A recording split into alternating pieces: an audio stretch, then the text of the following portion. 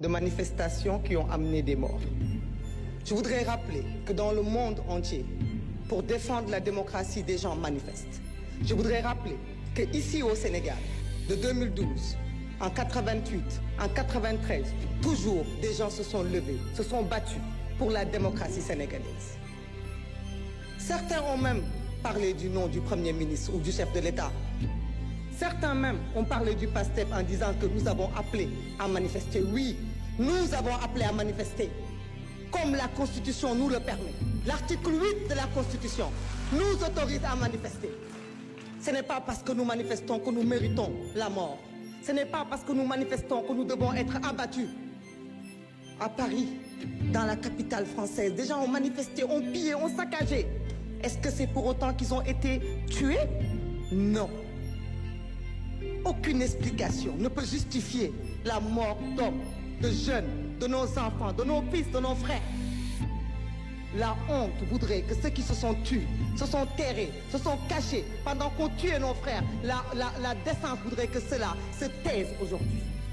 Se taire au plus loin, n'ose pas porter la parole. Mais nous sommes en démocratie. C'est la démocratie qui permet aux uns et aux autres de parler. Cette chère démocratie pour laquelle nos jeunes se sont battus. Cette chère démocratie pour laquelle des gens ont perdu la vie. Nous comptons les morts que nous avons trouvés enterrés. Rappelons-nous aussi de ceux-là qui ont fui pour ne pas mourir. Qu'est devenu Papito Kara? Avec d'autres dizaines de jeunes comme lui qui se sont échappés à travers la mer et qui ne sont jamais arrivés. Parlons aussi de l'imam Ndao, des gens qui ont été persécutés à cause de ce combat démocratique et qui sont morts aussi pour défendre le Sénégal. Nous ne pouvons pas avoir de complexe. Les paroles sont tellement mielleuses quand on parle aujourd'hui. Nos mots sont forts. Beaucoup d'entre nous pouvaient s'abstenir de parler. Mais vous savez pourquoi nous parlons? Pour entrer dans l'histoire et pour ne pas oublier. Parce que l'ADN d'un peuple, c'est la mémoire. Tant que nous nous souviendrons, personne ne pourra oublier. Tant que l'oubli ne nous guette pas, nous pourrons apprendre du passé. Certains nous disent l'amnistie. Vous avez pris ce qui est bon. Oui, nous avons pris ce qui est bon de cette amnistie. Parce que ce qui est bon, c'est le choix du peuple sénégalais, souverain. Un peuple ne se trompe pas.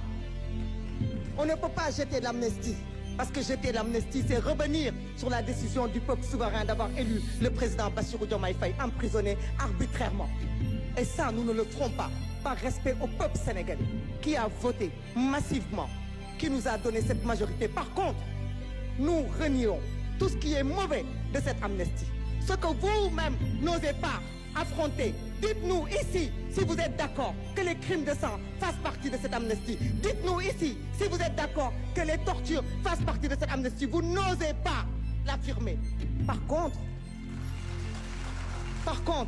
monsieur le ministre de la Justice, nous avons confiance en vous. Nous savons que vous rendrez justice parce que vous êtes un épris de justice. Nul ne peut nous donner de complexe. La justice sera rendue. Mais ceux qui veulent mettre dos à dos des manifestations, des pillages, des casses de voitures, des casses de magasins avec le respect de la vie humaine, je dis honte à vous. Honte à vous et nous sommes là pour vous obliger à vous souvenir et nous sommes là pour que l'oubli ne guette pas notre peuple parce que nous sommes un peuple digne et un peuple qui n'oubliera pas ce qui s'est passé de 2021 à 2024. Nous sommes ce peuple fier. Merci au peuple sénégalais. Honorable Moussa Amadi.